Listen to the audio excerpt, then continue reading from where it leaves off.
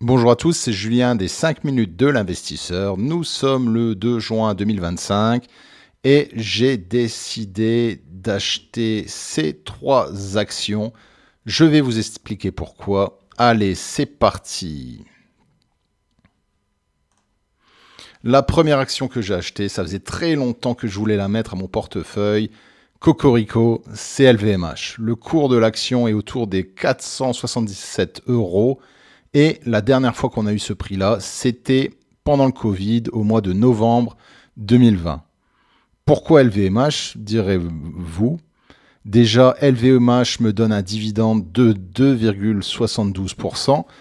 La croissance de l'entreprise est en baisse. On a eu une perte de croissance de 3% cette année. Mais ce qui est important pour moi, c'est un anti-inflation. LVMH, c'est un anti-inflation car vous pouvez augmenter le prix des produits de luxe. Les personnes ayant de l'argent vont toujours acheter du LVMH car c'est un statut social. Lorsque vous achetez du LVMH, vous montrez que vous avez réussi votre vie. Actuellement, les parts de marché sont autour de 33% en Asie. Vous avez une baisse en Asie, vous avez de moins 11%, vous avez une baisse au Japon de moins 1%. Les parts aux États-Unis sont autour de 25%, vous avez eu un moins 3%. En Europe, on a une augmentation, on a eu un plus 2%. Bien qu'en baisse, n'oubliez pas qu'on est dans des temps difficiles à cause des tarifs de Donald Trump. Cette action a montré une bonne résilience pour le premier semestre de 2025. Le PI ratio est très bas, on est autour des 19. La marge de l'entreprise est autour des 20,74%. Et voilà. Je considère que même si vous avez une baisse de 11% en Asie, demain, les nouveaux clients seront brésiliens, seront africains, seront hindous. C'est toujours un statut social. LVMH existe depuis les années 1800 et je suis sûr que cette entreprise continuera les 100 prochaines années. Vous avez Bernard Arnault aux commandes qui est un excellent gestionnaire. Cocorico. Ce qui est important aussi pour moi, c'est que je ne sais pas si vous avez vu, mais Donald Trump a envie de taxer les non-américains autour de 35% pour les dividendes venant des États-Unis. Voilà, je rajoute un fleuron français à mon portefeuille pour un prix très intéressant, alors que les plus hauts, il n'y a pas longtemps, étaient autour des 800-900 euros. Voilà, bienvenue LVMH dans mon portefeuille.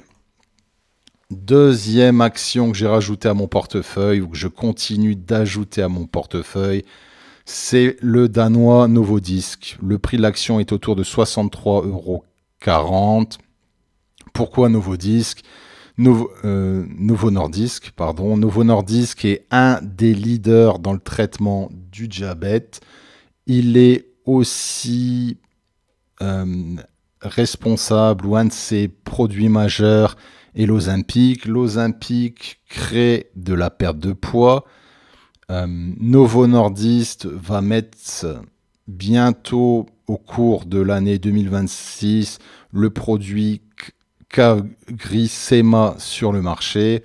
CagriSema est un produit pour la perte de poids. Voilà les deux produits qui m'intéressent. Il faut savoir que le nombre de diabétiques devrait passer de 529 millions à 1,3 milliard en 2050.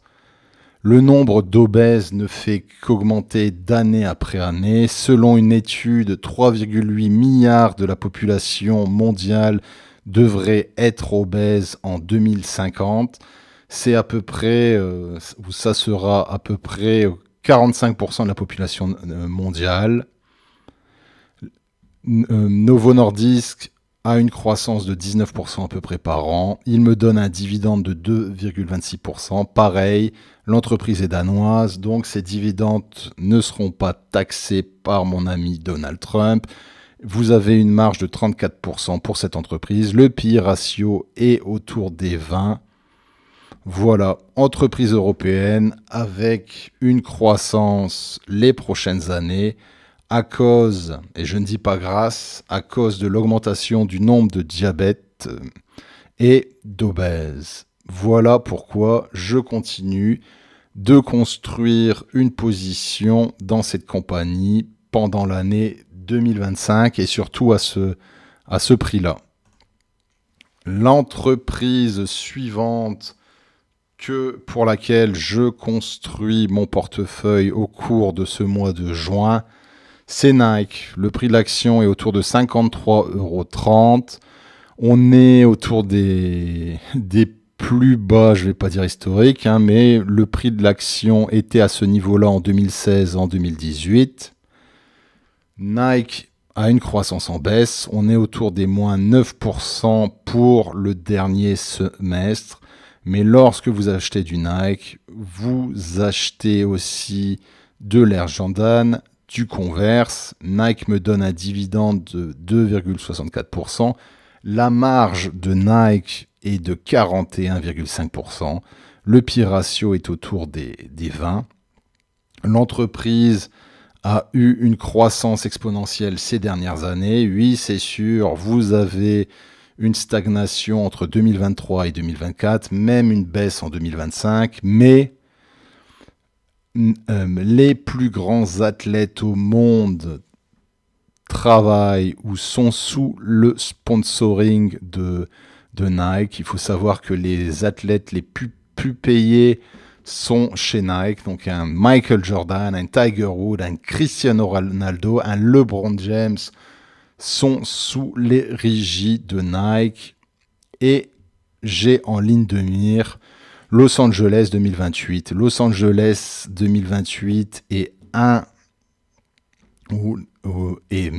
des éléments majeurs de cette année, ou sera l'un des éléments majeurs de l'année 2028. Nike, où tous les athlètes porteront de Nike, et je pense que énormément de spectateurs achèteront du Nike. Je vous propose de faire un petit test et mettez-le dans les commentaires. Demain, toute la journée, baladez-vous dans la rue et regardez qui porte des Nike. Et vous verrez que le nombre de personnes, peu importe leur origine, peu importe leur religion, est monumental. Voilà, un Nike en promotion, j'achète. Voilà, c'était Julien des 5 minutes de l'investisseur. J'espère que vous avez aimé cette vidéo. N'hésitez pas à vous abonner à la chaîne. N'oubliez pas que je fais ça à titre de divertissement uniquement. Ce ne sont pas des conseils pour investir. Avant d'investir en bourse, faites votre propre analyse. Lorsque vous investissez, vous avez toujours un risque de perte totale de capital investi. Merci d'avoir suivi cette vidéo jusqu'au bout et je vous dis à très bientôt. Ciao!